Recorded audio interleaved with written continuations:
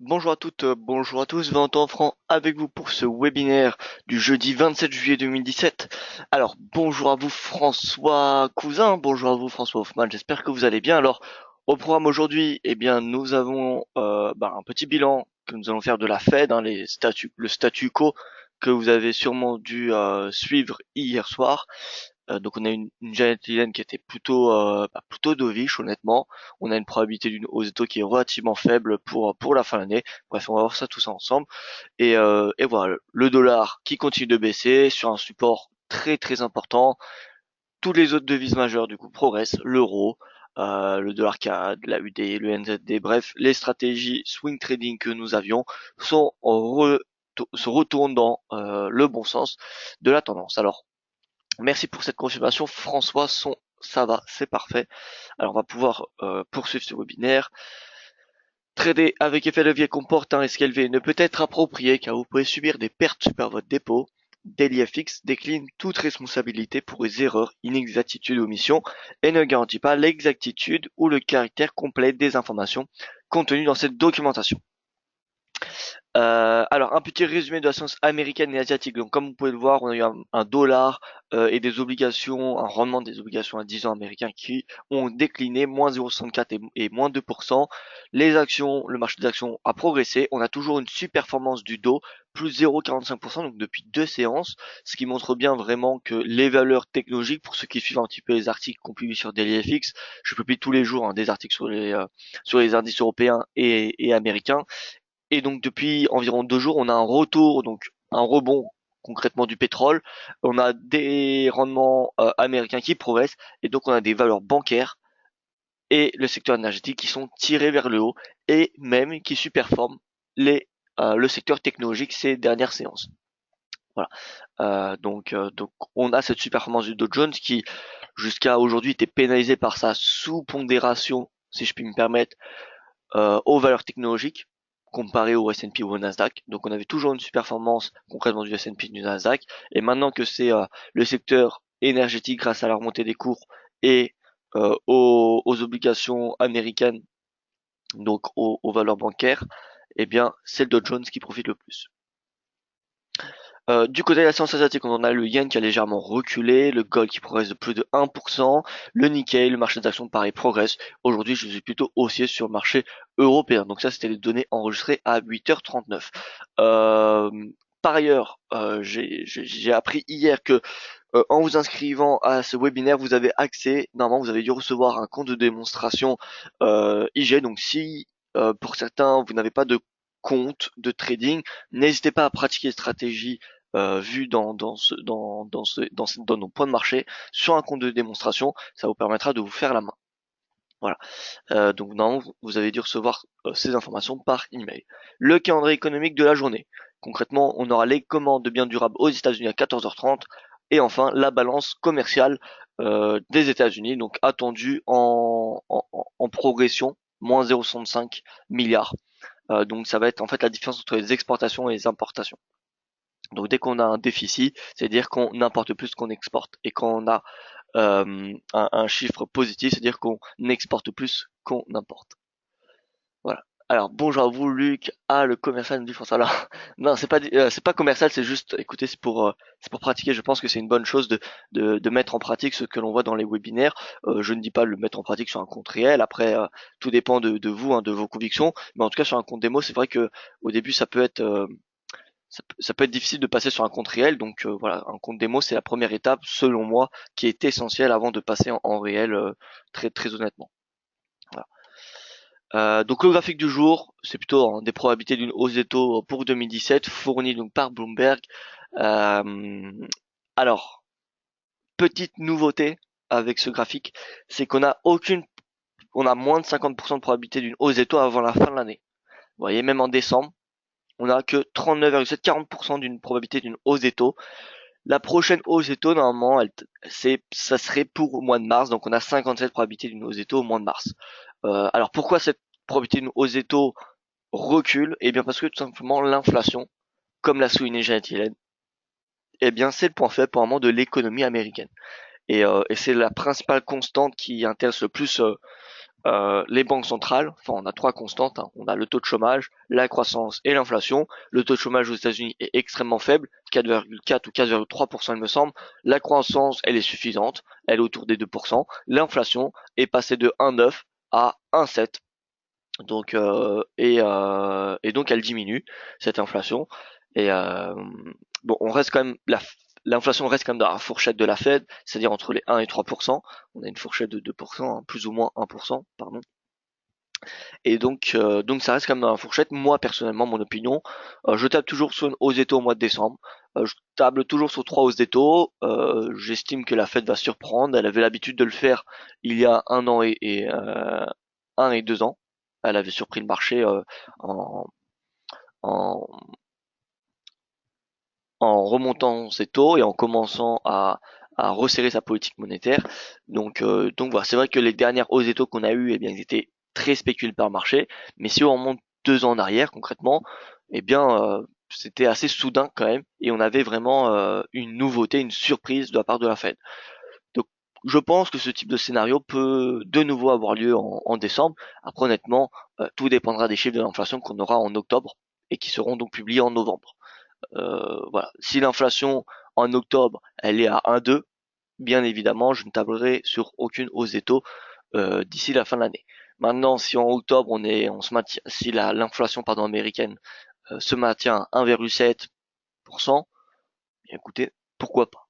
Honnêtement, pourquoi pas. Ça pourrait, il pourrait y avoir une hausse des taux en décembre si l'inflation est la même qu'aujourd'hui. Alors, on passe donc sur le graphique. L'eurodoll, eh bien, pour la hausse, a cassé son oblique baissière des points bas de 2008-2012. Vous voyez ici. On teste ce niveau de résistance hein, qu'on a indiqué maintenant depuis pas mal de jours. 1,1787. Vous voyez, on a eu un échec ce matin. Bon, à mon avis, avec le momentum qu'on a, nous ne devrions pas le dépasser aujourd'hui, mais ça devrait être fait assez rapidement. Regardez un petit peu ce momentum qui est, enfin, c'est juste je ne dirais pas extraordinaire, c'est un grand mot, mais regardez, le RSI n'est pas passé sous 50 depuis le 18 avril. 19 avril, date du signal du sentiment. Voilà. Donc le 19 avril, on avait le sentiment qui passait bullish, et depuis, eh bien, on a mis plus de 1000 pips de gain. Enfin, plus de 1000 pips de gain du sentiment, excusez-moi. Donc là, on bute à un 17,87. Honnêtement, les stratégies d'achat pourront être anticipées. Donc, si vous êtes trader intraday, eh bien, ça sera ce niveau de prix-là à chercher, 1,1787. Prix d'achat sur cette oblique. Cette oblique qui vient chercher les points bas de 2008 et 2012. Donc, actuellement, elle est autour de 1,1650 pour faire un petit peu large. Donc, achat en intraday à 1,1650. Et ensuite, prise de bénéfice à 1,1787. Voilà, ça, c'est une stratégie de court terme. Maintenant, sur du swing moyen terme, long terme, vous connaissez mon objectif. Moi, je suis toujours haussier depuis le début de l'année jusqu'à 1,20. Et, euh, et donc voilà, les 1,1787, ça devrait tenir quelques séances, mais je pense qu'on le dépassera assez rapidement. Et la prochaine résistance, eh bien, écoutez, ce sera 1,20. Donc on ira assez rapidement à 1,20 après 1,1787. Voilà. Tout va dépendre, bien évidemment, du DXY. Regardez un petit peu la situation du DXY en daily. On a encore une faible marge de progression pour qu'il arrive sur son support à 93 points. 93, regardez sur un graphique de long terme, sur plus de 4 ans. Voilà, on est sur ce niveau de support.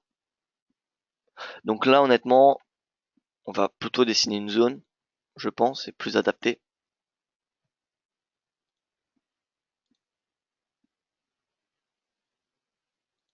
Voilà, donc je viens chercher le point bas de cette mèche. Pourquoi? Bien tout simplement parce que ça veut dire, à ce moment-là, tout en bas, il y avait une forte pression, un fort soutien des acheteurs, pardon. Donc ça veut dire qu'il y avait des gens prêts à acheter à ce niveau de prix-là. Et donc pourquoi pas de nouveau. En tout cas, il y a une probabilité de rebond sur cette zone de donc 93 à 91, 94, donc de 1 point, on va dire. 93 et 92. Voilà, donc dans cette zone de 1 point du DXY, eh bien, il y a une probabilité de rebond. Maintenant, si le DXY casse cette zone en hebdomadaire, eh bien dans ce cas-là, le DXY chutera beaucoup plus bas, je pense. Et donc l'eurodoll, eh bien, il va chercher les 1,20, voire même beaucoup plus haut. Hein. Là, ça sera parti pour venir chercher le haut du canal descendant de long terme sur l'eurodoll. Voilà. Pour ceux qui ne le connaissent pas, on a un canal ici que je vais ajuster. J'ai pas besoin de vraiment l'ajuster pour un moment, étant donné qu'on est assez loin. Mais voilà, vous voyez, on a vraiment une marge de progression. Après les 1,20, la résistance majeure sera celle-ci. Ce sera cette oblique. Et là, par contre, il faudra vraiment des fondamentaux très très importants pour pour casser cette zone, hein. Il faudra des très bons chiffres en Europe et il faudra des très bons chiffres également et des chiffres plutôt décevants aux États-Unis. Voilà. Nous n'y sommes pas encore, mais en tout cas l'eurodoll, voilà, tout dépendra du DXY, tout dépendra de cette zone. Donc là, on pourrait avoir un rebond. Honnêtement, c'est possible que le dollar rebondisse dans la semaine prochaine. Et donc l'eurodoll pourrait être pénalisé, pourrait rester sous les 1,1787, hein, la résistance qu'on vient de voir. Mais euh, mais voilà, donc tout va dépendre vraiment de la réaction du cours sur cette zone de support. Si on casse à la baisse, c'est parti pour 1,20, 1,25. Et si on rebondit, eh bien, je pense que ça sera qu'une question de temps ensuite pour que ça casse. Voilà. La seule, euh, la seule raison qui me permettrait de passer à l'achat sur du moyen long terme sur dollar US dans les prochaines semaines, ce serait un discours extrêmement hawkish de la part de Janet Yellen. Donc prochain discours, parce que là c'était qu'un communiqué, hein. Le prochain discours aura lieu en septembre, le 21 septembre, où il y aura un webinaire spécial, 20 heures heure française, bien évidemment. Donc nous ferons un webinaire, je ferai un webinaire très spécial dessus.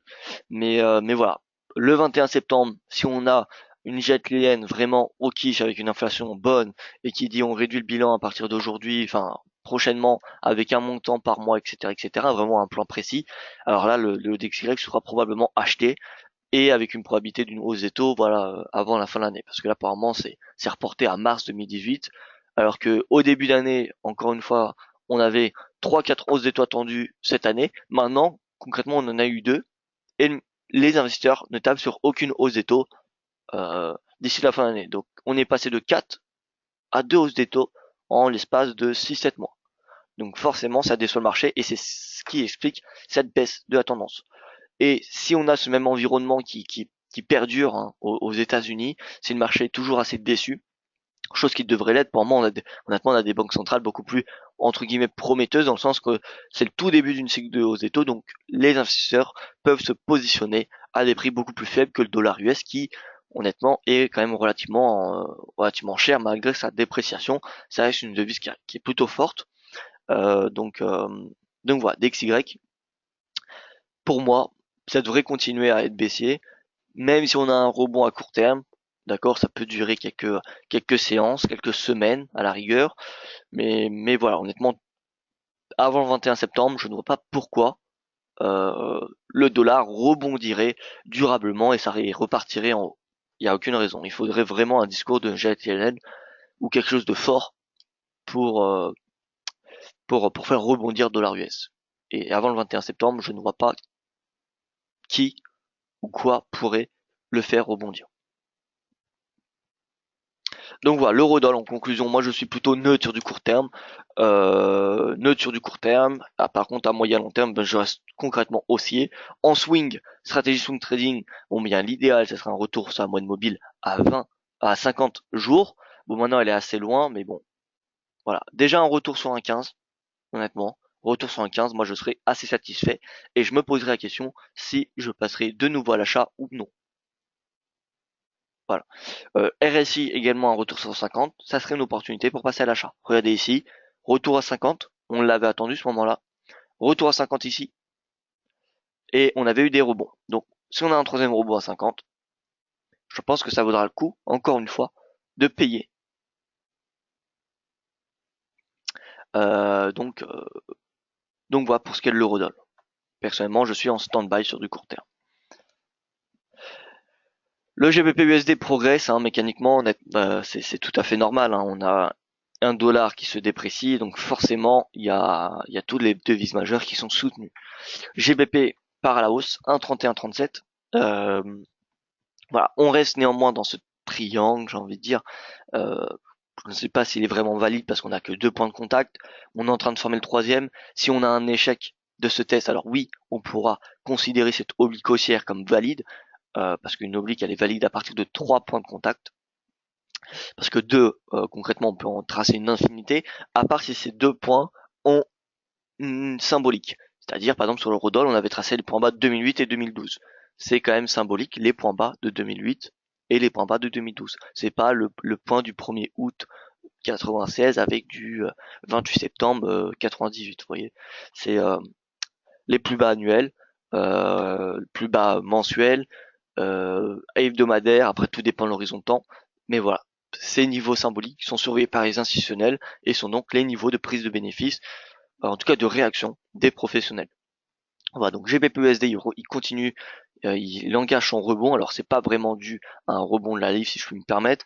Alors quoique on a quand même l'euro GBP qui fléchit, donc ça veut dire bien une super-performance de la livre face à l'euro en tout cas. Donc on a la livre qui quand même progresse, donc ce qui est assez intéressant.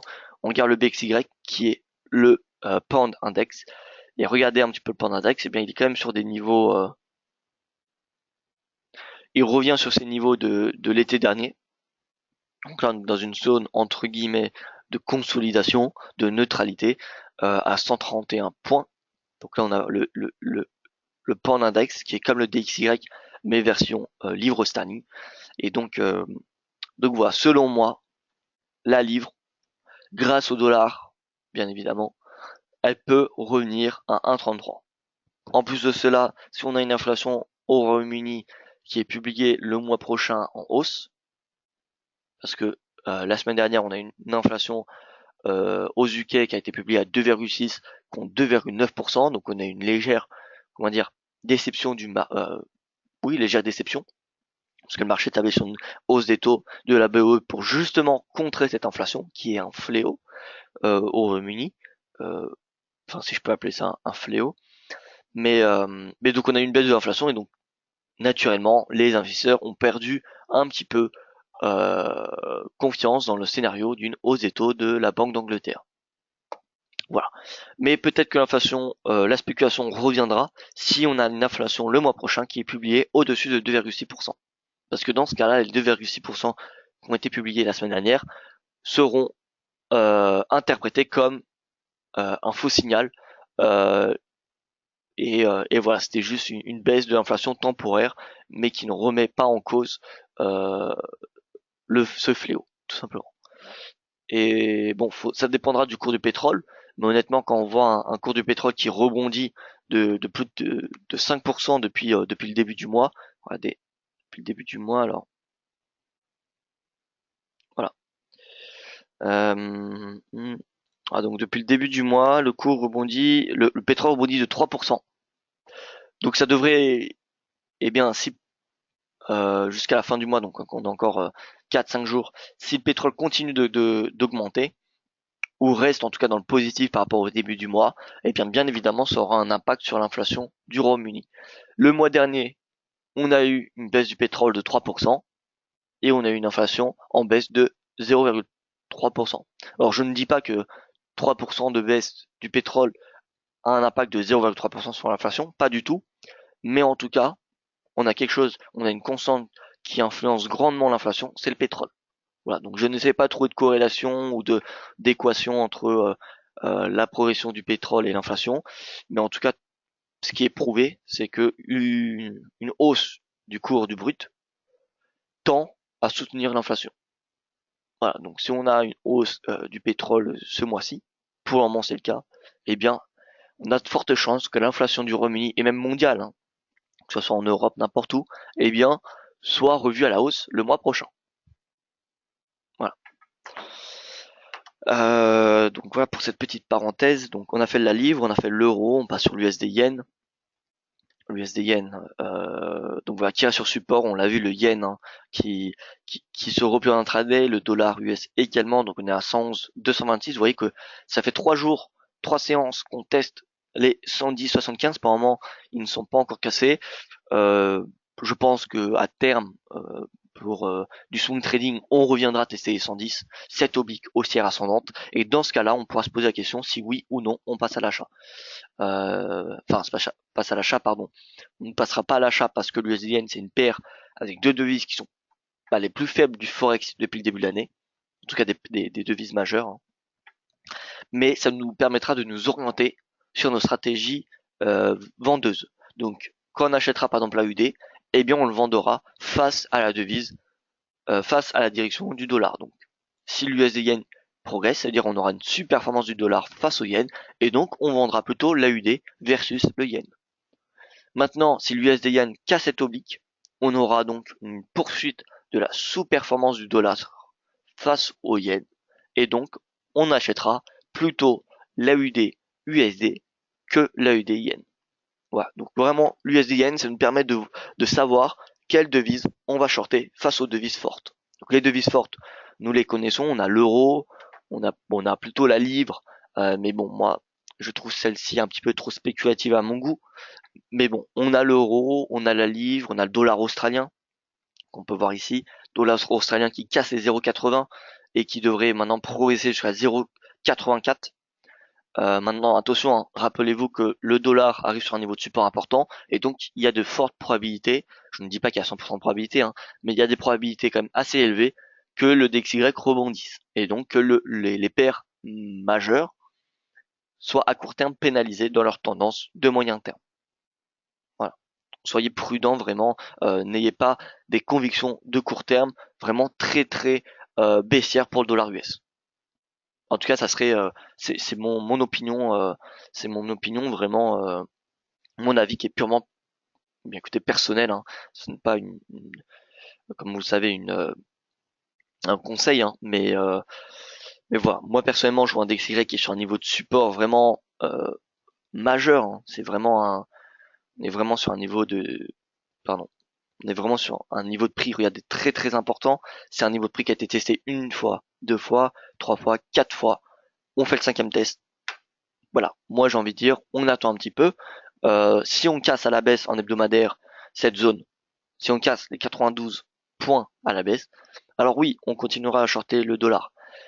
Je pense concrètement qu'on le cassera. Maintenant, est-ce qu'on va le casser maintenant ou est-ce que le DXY va rebondir de 2-3 points et ensuite repartir à la baisse? Voilà, c'est ça que honnêtement c'est très difficile à spéculer. Mais mais bon, en tout cas, comme je vous l'ai dit, avant le 21 septembre, je ne vois pas pourquoi on aurait un rebond du DXY jusqu'à 100 points. Je dis 100 points, ça peut être 98.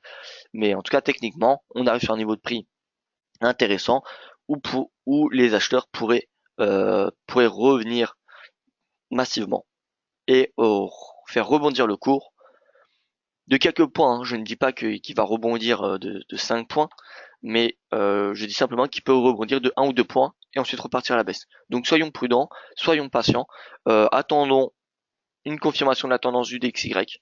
On arrive sur un support majeur, donc vraiment attendons la cassure ou le rebond. Mais bon, l'AUD-USD, je pense qu'il peut revenir sur 0,8161 dans les prochaines séances, prochaines semaines. NZD-USD, NZD-USD 0,7614, donc on a cassé, vous voyez, hier les 0,7461, donc qui devient maintenant un niveau de support. Et la prochaine résistance, donc 0,7614, l'objectif théorique, donc on a fait ce double bottom, un bottom, deux bottom, donc deux creux, pardon, la figure le nom français c'est un double creux. On a cassé la ligne de coup. Là, normalement, l'objectif théorique, il est à 0,80. On va dire, voilà, 0,80 points. Voilà. Après, ça reste un objectif chartiste et théorique, hein. On passe sur l'USD CAD. Alors, l'USD CAD s'enfonce, bien évidemment. On a une progression du pétrole. On a vraiment un double cluster, hein, sur l'USD CAD. On a la hausse du pétrole et la baisse du DXY depuis maintenant pas mal de temps. Donc voilà, l'USD CAD, je pense qu'à terme, il peut revenir jusqu'à 1,2074.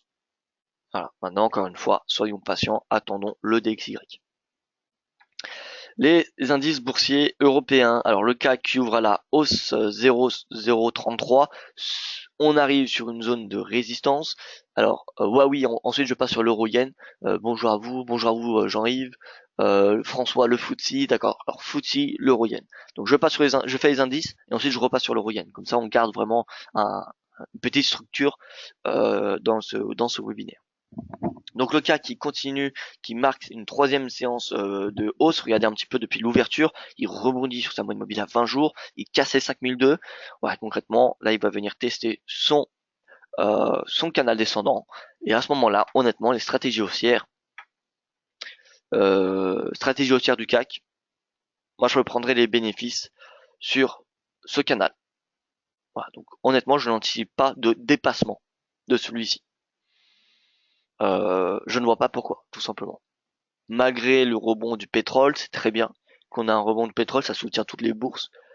Les taux, le rendement des taux américains ont fléchi cette nuit, donc là on va avoir, si ça continue, les bancaires ne seront plus des constantes qui permettent de soutenir les indices. Donc là, avec la Fed, les indices, on l'a vu, hein, le rendement du 10 ans a diminué de 2%. Si ça continue les prochaines séances, eh bien nous aurons toutes les valeurs bancaires qui seront pénalisées.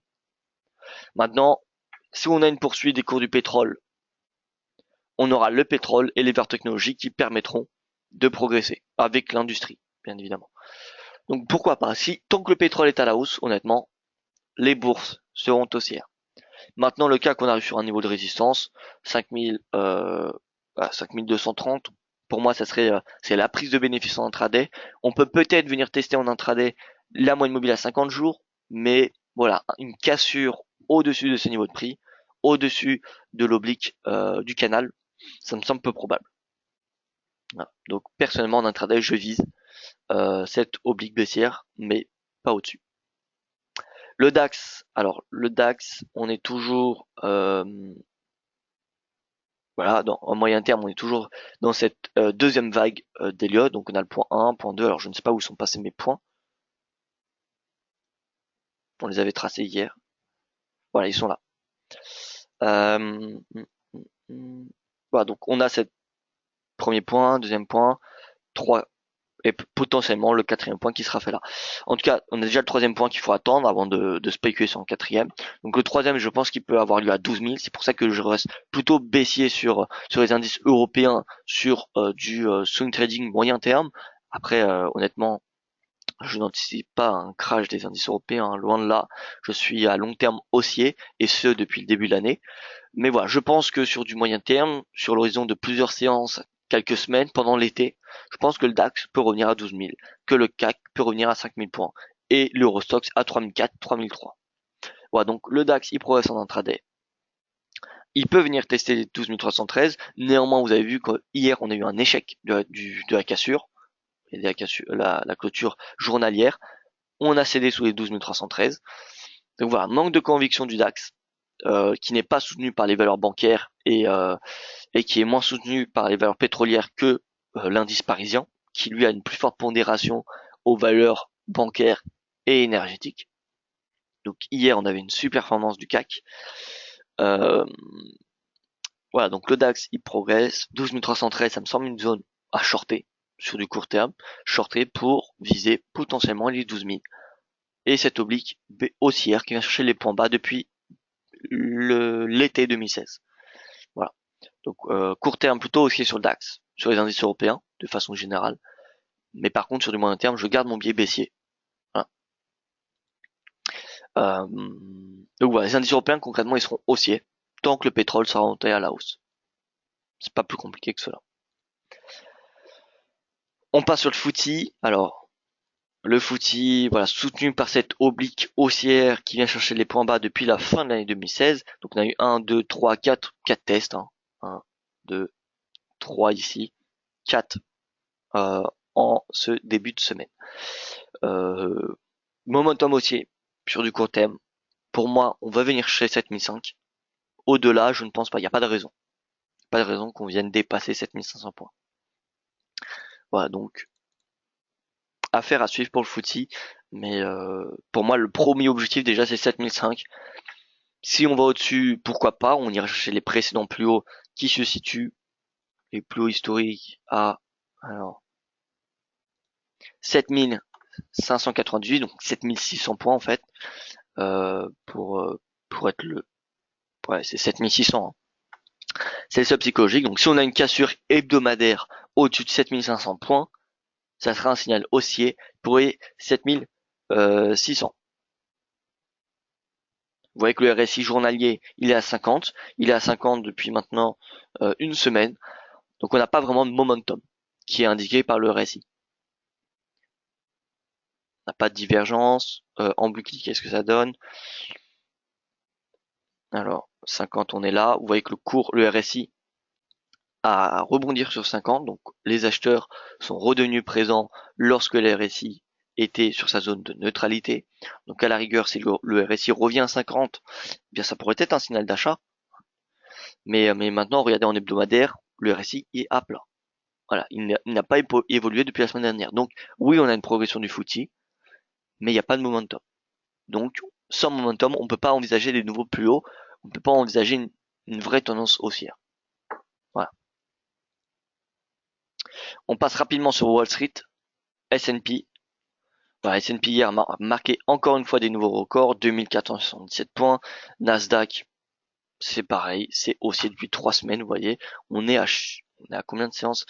Alors, nous sommes le Nasdaq, pardon, est à 13 séances consécutives de hausse. On a eu juste une interruption 2 fois, on va dire. Alors, même pas, il me semble, parce que, alors, ouverture 5845, clôture, alors oui, pardon, on a eu une journée baissière ici, et une autre journée baissière également. Donc on a eu 2 journées baissières sur 13 séances de bourse, ce qui est relativement faible, donc ça montre bien quand même les valeurs technologiques qui sont très très présentes. Et encore, le plus gros reste à faire au niveau des publications des résultats. On a Facebook qui a publié des résultats hier à la hausse, plus 23% des revenus par rapport au précédent trimestre, donc ce qui est relativement important comme progression. Aujourd'hui nous aurons Amazon et mardi nous aurons Apple. Voilà, Amazon pour moi c'est le plus gros potentiel de hausse des chiffres d'affaires et des bénéfices. C'est vraiment une entreprise qui cartonne, hein, et qui est l'une des plus fortes croissances bien évidemment parmi les GAFA. Donc voilà, vraiment aujourd'hui on aura quelque chose d'important. Quelle est une bonne position à prendre aujourd'hui avec grande probabilité de réussite de la part de Jean-Yves? Merci beaucoup. Alors très bonne question Jean-Yves. Écoutez, pour moi vendre le dollar, ça me semble quelque chose d'intéressant sur du très court terme, sur de l'intraday. Acheter les indices boursiers européens jusqu'au niveau de résistance qui ont été indiqués auparavant, pourquoi pas. Euh, donc après on va voir les paires Forex assez intéressées. La paire la plus intéressante, on va le voir juste après ce Nasdaq et le NYSE. Le NYSE comme le NYSE, hein, qui regroupe plus de 2700 actions américaines, c'est la plus grande plateforme d'échange au monde. Et donc vous pouvez voir que le NYSE a marqué également des nouveaux records, ce qui montre bien que ce n'est pas que quelques entreprises qui marquent des nouveaux records, c'est pas que les GAFA, c'est le NYSE, c'est vraiment 2700 actions. Donc on a la plus grosse je ne sais plus ça représente combien de capitalisation boursière le NYSE, mais c'est euh, plusieurs milliers de milliards de dollars, hein. Voilà. Donc voilà. Apple, je ne dirais pas que c'est une goutte dans le NYSE, mais elle est vraiment diluée par rapport au S&P ou par rapport au Russell 2000. C'est vraiment le NYSE, c'est quelque chose de très très important. D'ailleurs, je ne sais même pas c'est quoi sa capitalisation boursière, donc NYSE market cap. Alors, on va voir ça un petit peu, mais honnêtement, non, c'est pas possible. Non. Alors NYSE Group. Alors market capitalisation du NYSE. Alors millions. Voilà, 21 000 milliards de dollars. Ce qui est relativement en juin, hein. Donc ce qui est relativement important. Voilà, 21 000 milliards. Ça fait quand même beaucoup, hein. Donc Apple, 700 milliards sur 21 000. Alors certes, on a quand même un pourcentage, hein. Donc on va faire ça, on va être précis. 700 divisé par 21 000. On a donc 3% qui représente 3% du NYSE qui est influencé par Apple. Mais bon, voilà, ça reste 3%, c'est pas grand chose, hein. C'est pas Apple qui va faire une différence. Et les GAFA regroupés, je pense, ça doit faire peut-être maximum 6-7%, 10% maximum. Donc voilà, c'est pas les GAFA qui vont influencer le NYSE, hein. Qu'attendez-vous exactement par temps Alors oui, alors François, en fait, donc votre question, François, c'est tant qu'on n'a pas de momentum haussier, nous ne pouvons pas envisager une poursuite de la tendance. Alors en fait, si vous avez envie, les nouveaux plus hauts se font à une hausse des volumes et à une hausse du momentum. Voilà, on n'a pas vraiment de nouveaux plus hauts qui sont faits sans momentum. Donc on peut avoir une poursuite de la tendance. On va appeler ça, si vous avez envie de dire, si vous voulez, c'est euh, en fait c'est une poursuite. On a eu un momentum et ensuite le momentum s'affaiblit, mais on a toujours euh, une, euh, une tendance qui se poursuit. Là, regardez sur le CAC par exemple.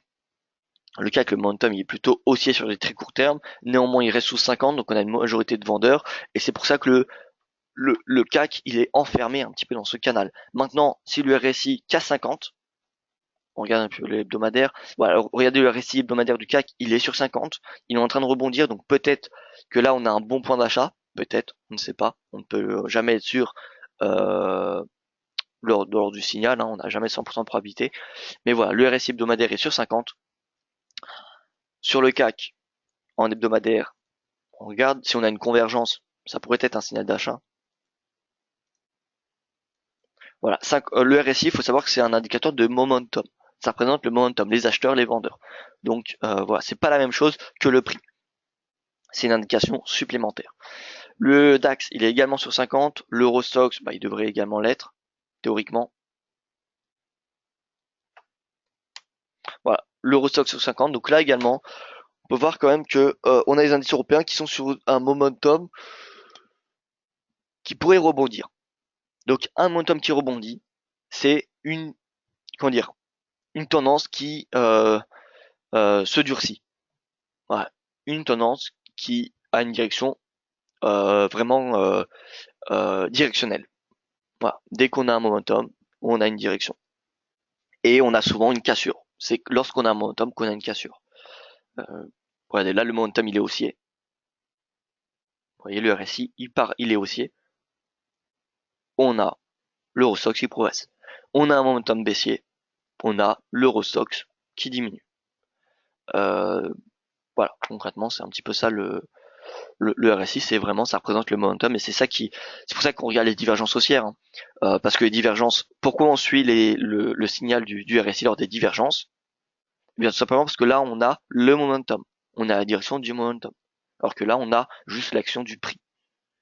Donc voilà, c'est bien de comparer les deux et lorsqu'on a une divergence comme ce qu'on a un petit peu actuellement, hein, regardons, prix de clôture. Vous voyez, on a des prix, alors non, on n'a pas de divergence, pardon, parce qu'on a des prix hauts, des prix bas de plus en plus hauts sur les deux indicateurs, sur le prix et le RSI. Donc on n'a pas de divergence ici. Mais voilà.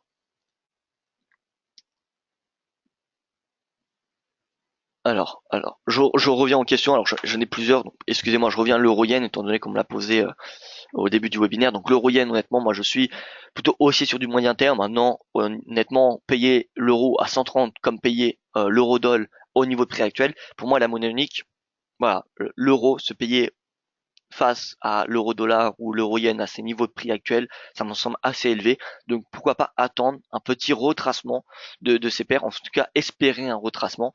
Voilà, l'euro-dollar 1,15, pourquoi pas. L'euro-yen retour à 128. Voilà, peut-être pas cette oblique, mais au moins 128, ça me semble un minimum parce que voilà, l'acheter à ce niveau de prix 130,32. Voilà, si on peut s'il pouvait tomber de 150 pips, 200 pips, 7 euros, eh bien ça ferait, personnellement, ça me ferait plaisir pour rentrer à l'achat et viser les 120 et viser les 1,20 pour ceux qui ne le sont pas dessus. Mais voilà, honnêtement, payer l'euro yen à ce niveau de prix, pourquoi pas, hein, sur du long terme, oui, mais maintenant, voilà, si pour que ça soit intéressant vraiment en termes de ratio risque-rendement, pour pas vraiment se mettre dans une position assez délicate, personnellement, j'attendrai en retour sur 128 pour payer l'euro yen. Voilà pour répondre à votre question. Alors la meilleure opportunité du jour. Donc, alors on regarde un petit peu quelle est la devise la plus forte. Donc AUDNZD, souvent c'est voilà. Donc là on n'a pas vraiment de direction. voyez ici, l'AUD sous-performé. Aujourd'hui, on a un doji. Donc, entre l'AUD et le NZD, les deux se valent. L'AUD CAD. L'AUD CAD, il est haussier. Donc, c'est-à-dire que l'AUD surperforme. Donc, logiquement, étant donné que l'AUD NZD, on a un doji, le NZD CAD, on devrait avoir la même chose que l'AUD CAD. On a un rebond. AUD GBP. C'est GBP AUD, pardon. Bon, concrètement, c'est pareil, hein, c'est juste l'inverse. L'AUD, le GBP AUD, il est baissier, c'est-à-dire qu'on a une sous-performance du GBP. Donc normalement, l'euro AUD, c'est pareil. L'euro AUD, c'est même pire parce que l'euro GBP, je vous rappelle, il est baissier. Donc l'euro sous-performe le GBP. Et donc là, on a, j'espère que je vous ai pas perdu, excusez-moi si je vais un petit peu trop vite. Mais concrètement, là, je compare les paires majeures, les paires du Forex, et voir un petit peu quelle est la constante qui est toujours la plus forte. Par exemple, si GBP AUD, GBP Yen, Euro GBP, non pas Euro GBP, bref, GBP AUD, GBP Yen, GBP NZD, GBP CAD, si toutes ces devises sont haussières, si toutes ces paires sont haussières, c'est-à-dire quoi? C'est-à-dire que c'est le GBP qui superforme, tout simplement. Donc là, l'euro AUD il est baissier, donc ça veut dire que nous avons vraiment l'AUD et le NZD qui sont les leaders aujourd'hui. AUD, voilà, l'AUD et le NZD, à vous de voir. La UDNZD, regardez, on a un doji, donc on peut un petit peu aller en intraday. Voilà, à court terme, on a le NZD qui reprend le dessus. Donc maintenant, c'est à vous de voir. L'optimal, ça veut dire, alors on regarde l'USD Yen avant. L'USD Yen rebondit. Donc pour moi, le NZD Yen, c'est la paire de devises la plus intéressante sur de l'intraday aujourd'hui. Aujourd'hui, c'est le NZD Yen. Oh, notre scénario a été atteint. Au passage, on n'avait pas été dessus. Vous voyez, on avait patienté quelques séances. On avait attendu 2 semaines environ. Donc on avait pris le trade le 13 juillet. Donc voilà, l'objectif a été atteint. Bon, on va aller plus haut, hein, comme ce qui est prévu. Là on part pour 85. Voilà. Donc si vous voulez prendre des bénéfices, prenez 50%. Mais honnêtement, j'ai une conviction haussière du NZD maintenant jusqu'à 85. Le yen, comme je vous l'ai dit, c'est un petit peu la valeur sûre pour shorter, dans le sens que la prochaine hausse des taux de la BOJ, le marché ne spécule même pas dessus, c'est même pas d'actualité. On a encore une inflation qui est à 0,2%. La dernière fois qu'on a eu cette inflation en zone euro, c'était il y a 1 an et demi. Et là, la spéculation augmente depuis le début de l'année. Donc globalement, c'est-à-dire qu'on a encore au moins 1 an avant que le marché spécule sur une hausse des taux de la BOJ. Donc le yen, ça reste une devise qu'on short. Et voilà, et le NZD, la RBNZ, la RBA, c'est les prochaines banques centrales qui sont les plus susceptibles de remonter, de durcir leur politique monétaire avec la BOE. Donc c'est pour ça qu'on a une tendance haussière sur le NZD, sur l'AUD et sur le GBP, malgré le Brexit. Voilà, et l'euro c'est pareil, hein. L'euro on a une spéculation de plus en plus importante sur une hausse des taux. Voilà. Et en plus, le ton dovish qu'a eu la Fed, eh bien ça renforce ce flux qui se redirige du dollar US au dollar néo-zélandais, au dollar australien, à la monnaie unique et à la livre sterling.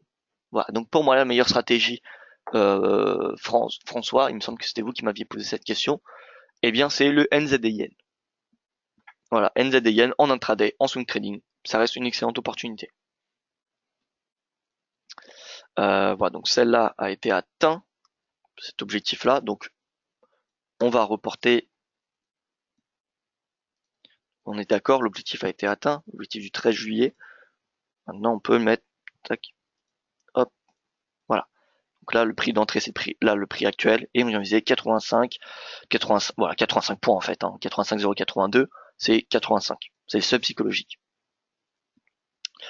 Voilà, donc il y a 120 pips à aller chercher actuellement, 120 pips sur le NZD Yen. Voilà, donc là, je vais être précis. Hop, comme ça, on ne triche pas, aucune triche ici.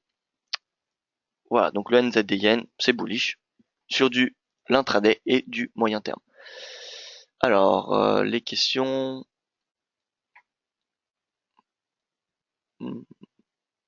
Alors Daniel, bonjour à vous Daniel. Si vous deviez traiter un cross aujourd'hui, laquelle? Voilà, bah Daniel, écoutez, j'espère avoir répondu à votre question. NZD Yen, c'est la paire cross à trader aujourd'hui. C'est le NZD, la devise la plus forte, et le Yen, la devise la plus faible aujourd'hui. Et donc, l'association de ces deux font le cours NZD-Yen. Voilà. Objectif intraday. Bon bah 84, hein. Seuil psychologique 84, ça me semble raisonnable. Donc voilà pour le NZD-Yen.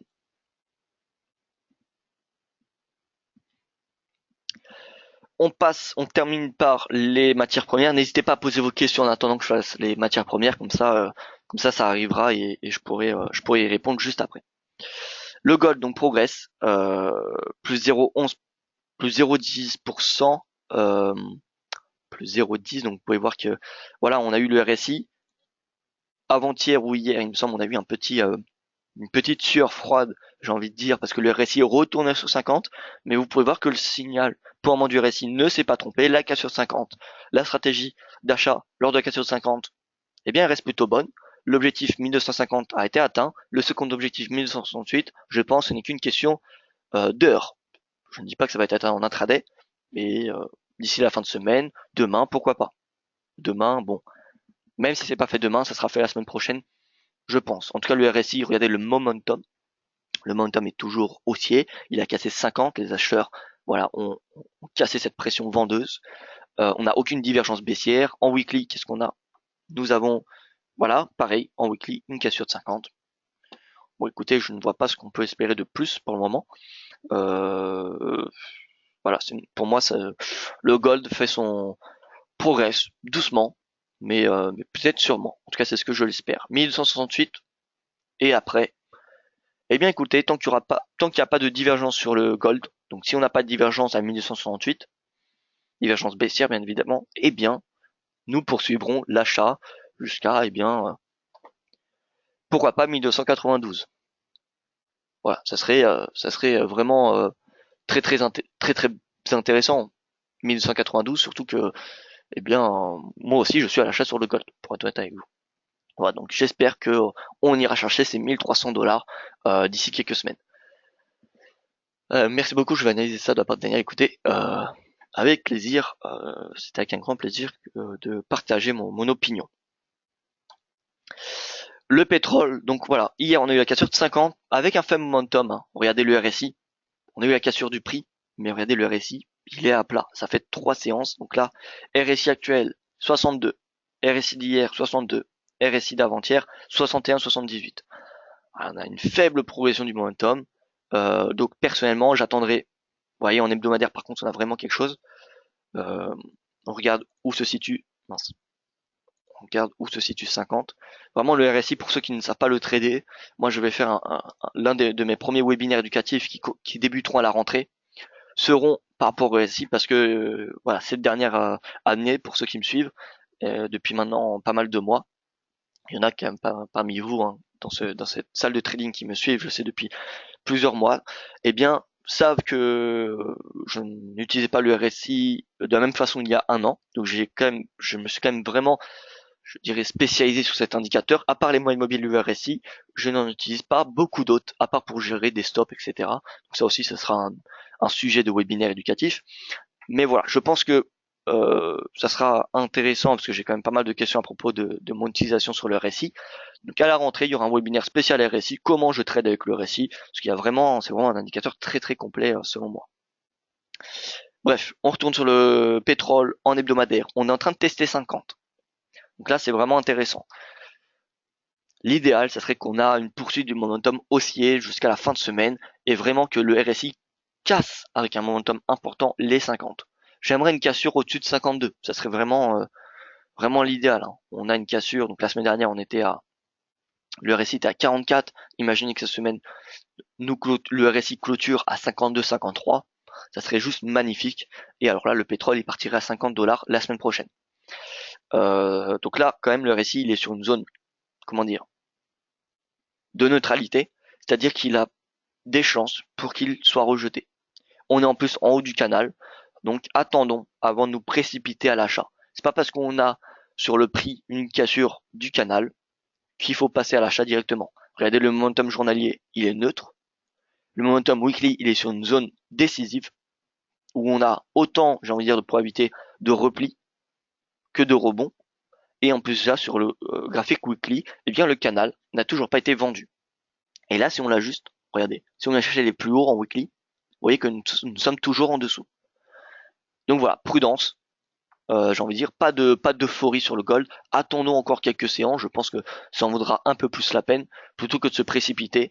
Et voilà, que le cours se replie, ça serait plutôt bête d'acheter tout en haut. Voilà.